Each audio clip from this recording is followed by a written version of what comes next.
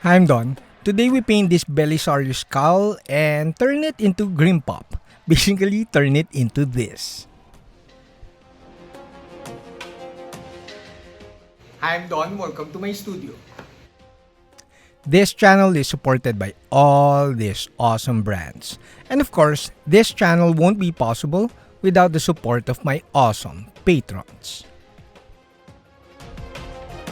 First off, this is not a tutorial. However, I'll show you the painting of this Belisarius Cawl as I finish it and produce a GrimPop painting style.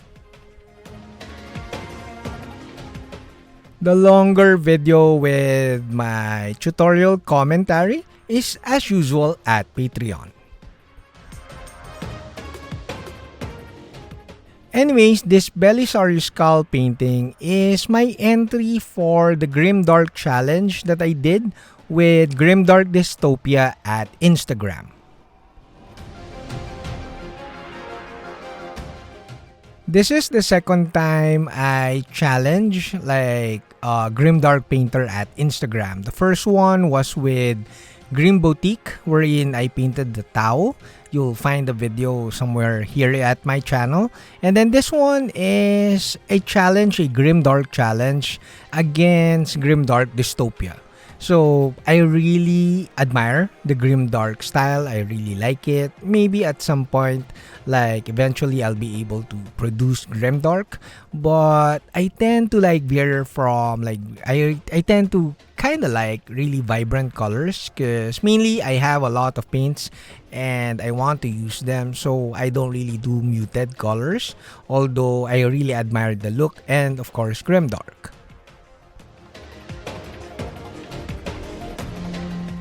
Like I said in my previous video, I think I now fully embrace that my painting style can be considered GrimPop. Because I like colors that pop, very vibrant colors, but at the same time, I like deep shades and shadows and produce really good weathering or add a bit more weathering. So it's grim-dark-ish, but at the same time, I use very vibrant colors. With this one, I was able, I think, to achieve that by focusing on the painting of the cloak. You saw earlier in the video that I spent like a huge chunk of the painting with the painting of the cloak, the magenta cloak. So basically, I painted this model in a couple of days, and like the first day is almost just the painting of the cloak.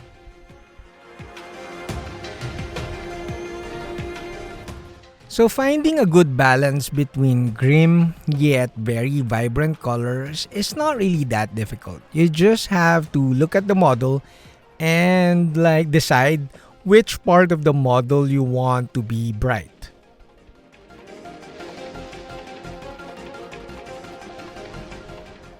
From the start, I knew that I'll be painting this with TMM because I had a deadline, and painting this non-metallic metal will be very time consuming. There's so many details. So with this one, I knew that I'll be painting with TMM. So I'll have gold and a bit of steel, and then of course the magenta cloak. I added like another color which is very important. You will see it at the end of the video. I added emerald and blue greens to the bulbs and the wires to like really make the model pop, because I wanted it to look vibrant but very serious at the same time, because it's a grimdark challenge. So I wouldn't lie to you and tell you that I don't like grimdark. I was really going for a very vibrant look. It's just that it's natural for me to use vibrant colors, even though I'm actually working on a project that will be a challenge that will be against a grimdark painter.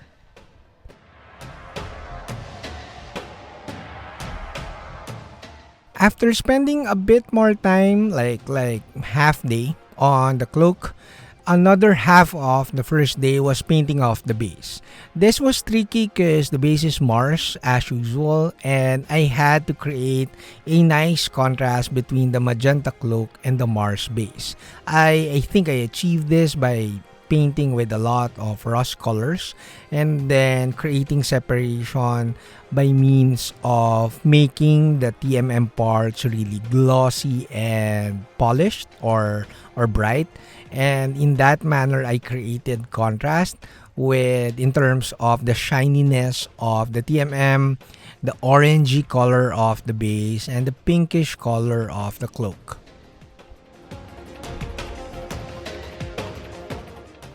After painting the foundation colors for the steel, which is a very dark blue, and burnt umber for the gold parts, it's just a matter of painting like the gold paint, like I'm painting scratches. I'm using the gold paint or the metallic paints to paint along the edges and raised areas of the model. Again, this model is very detailed, so I had to pick like the parts that I want to really pop and not paint like the undersides too much and parts that are very hard to reach. So I made sure that the parts that are easier to reach kind of pops. With this one, you could see in the video, I'm painting the steel parts.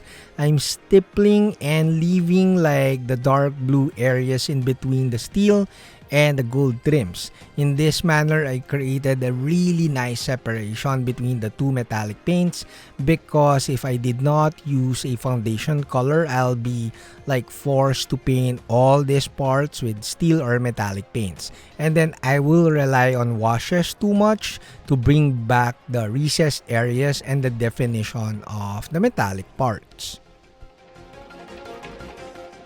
The painting of the emerald and blue-green parts was really fast, and then after painting them, I just had to apply this Agrax gloss wash. I chose like to use the gloss because if I use the matte, it will dull down everything, all the metallic parts, and I'll be forced to paint highlights again. And again, I was in a rush in a way.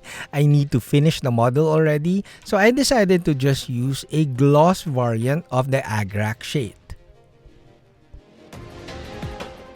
After applying the gloss like wash, I had to let it dry, air dry. I did not use a hair dryer. I just let it settle down and air dry. And while it was drying, I painted highlights of the blue-green parts. So it's just a matter of making this pop a bit more so that I create more color contrast against the very warm base and the very like warm magenta cloak. This was a very fun project to do. The model looks so good already. It's very detailed and you don't really have to paint everything. Of course, if you have the time, you could paint all the tiny details of this model, but I don't have the time, the luxury of time to do that. So I just pick which parts that I want to pop. So it's just the cloak, the green parts, and of course the metallics. Now, before I reveal, a ton of thanks to all my patrons, because without my patrons, this channel won't be possible.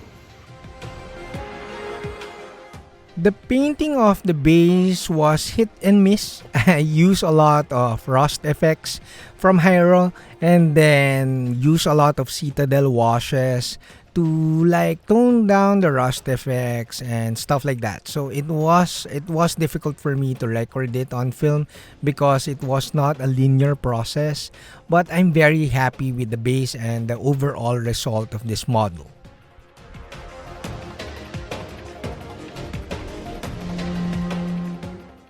This model, to be honest, is not easy to paint, although it just took me a couple of days, but there's a ton of compromises in terms of the painting.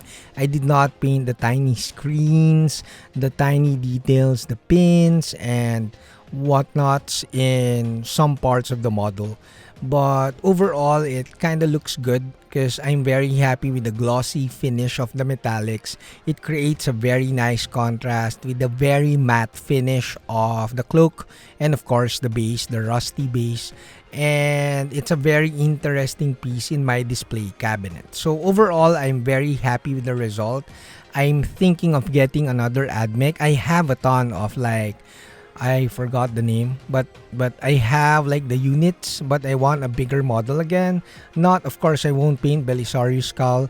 I'll look for another bigger like AdMech model, and I will try to paint it better than what I did with this one.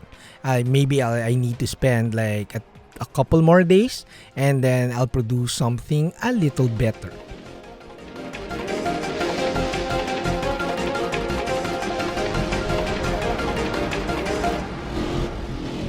That's it, Pansit. I hope you liked the video and watch these other videos.